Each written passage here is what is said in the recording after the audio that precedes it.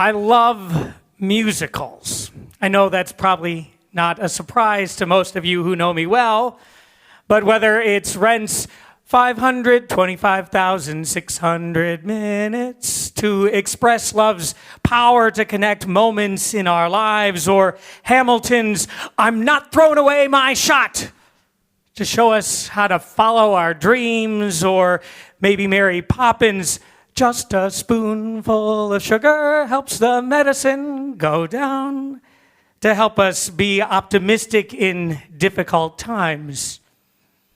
Musicals have a way of combining song and dance and word and tone together to tell a deeper story, to challenge or comfort an audience. From My Fair Lady's comic, I'm getting married in the morning, to Les Mis' dramatic, I dreamed a dream in time gone by. Musicals all challenge us to think not only about what we share, but how we share it. Indeed, it's almost a musical moment as Jesus climbs up a Galilean mountainside and begins to preach the opening words of today's gospel. It's meant to be a poetic parallel to Moses going up Mount Sinai and coming down with the 10 Commandments. Only instead of 10 commandments, Jesus offers us 10 blessings, 10 great reversals, 10 promises of hope and happiness for the despairing. The Beatitudes present for us a big picture to look at what God is all about. In 10 verses, Jesus challenges us to reimagine what it means to be blessed and how we share that blessing with others. I was reminded of that this week when one of my friends shared a memory of what it was like when her twins were stuck in a neonatal intensive care unit. She said the language of blessing often felt empty to her when she was there.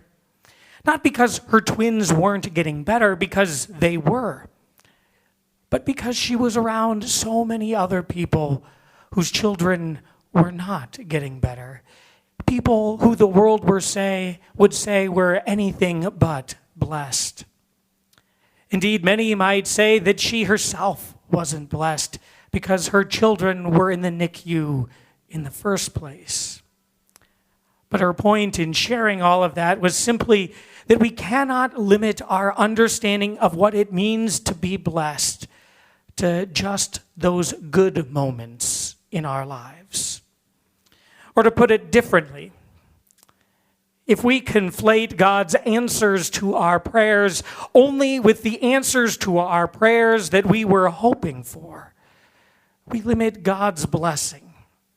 We limit God's blessing to those times when they match our greatest hopes and prevent our deepest fears from being realized. So when Jesus says, "Blessed are the poor in spirit, blessed are those who mourn, blessed are the meek, the persecuted," maybe he's saying the blessing isn't getting the outcome that we want, but in the opportunity that we have to be a witness to God at work in our lives. And then to continue to be a witness to God's goodness and desire for abundant life, even in the midst of all of life's pain and suffering and uncertainty and illness and loss. I think that's both the good news and the challenge for each of us. Because the poetic genius of the Beatitudes is that we can all, and probably should, see ourselves in them. That point also hit home for me this week at our Synod Deans meeting when one of my colleagues led a devotion on the Beatitudes. He invited each of us to fill in behind every initial "blessed are the," with those whom we thought would fit in that category today. So, for example, one of my colleagues said, "Blessed are the merciful, the firefighters in Australia saving homes and feeding baby koalas, for they will be shown mercy."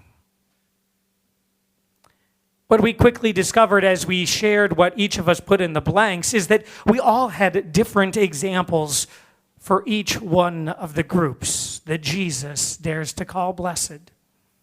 That's the poetic beauty and the challenge of the Beatitudes. They invite us to see others and even ourselves in the text.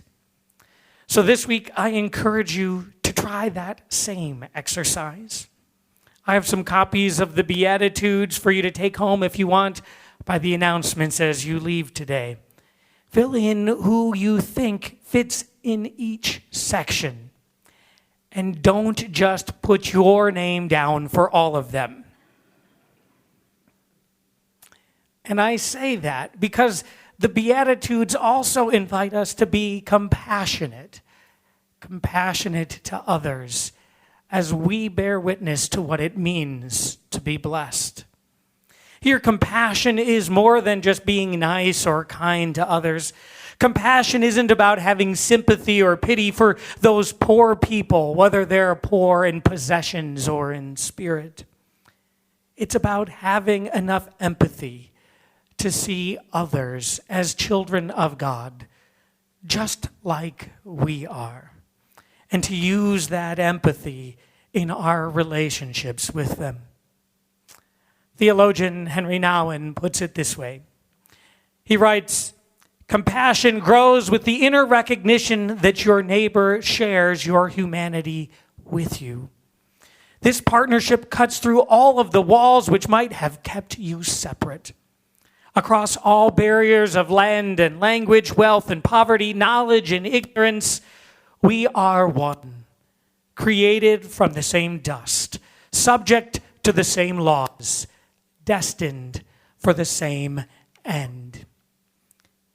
It's only when we realize our common humanity, when we have compassion for others, that we are truly able to undertake the challenge of the Beatitudes and live in the hope that they proclaim. For in a world where the mantra seems to be, there will always be suffering and injustice, that's just the way things are, so just get used to it. The Beatitudes invite us to take a hopeful point of view.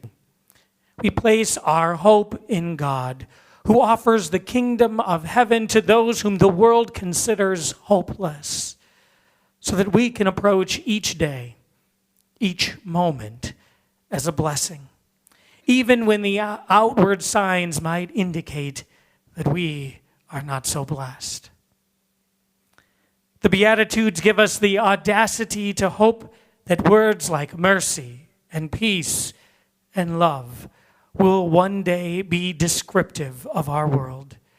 It is our hope that allows us to take steps forward, little by little, as those who hunger for a better world. It's hope that gives us the motivation to do justice, to love kindness, and to walk humbly with God, as Micah says in the first lesson.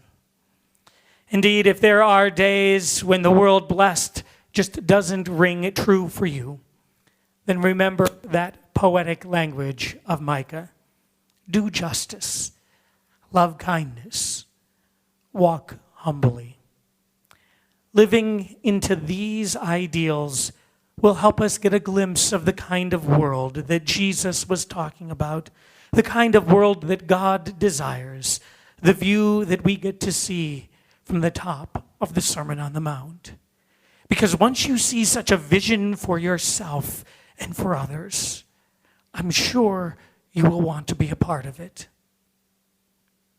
In the end, the Beatitudes challenge us to be a part of the vision for the world that Jesus already sees as a reality. And simply living in the hope that one day that will be our reality, well, that may be the greatest blessing of all. Amen.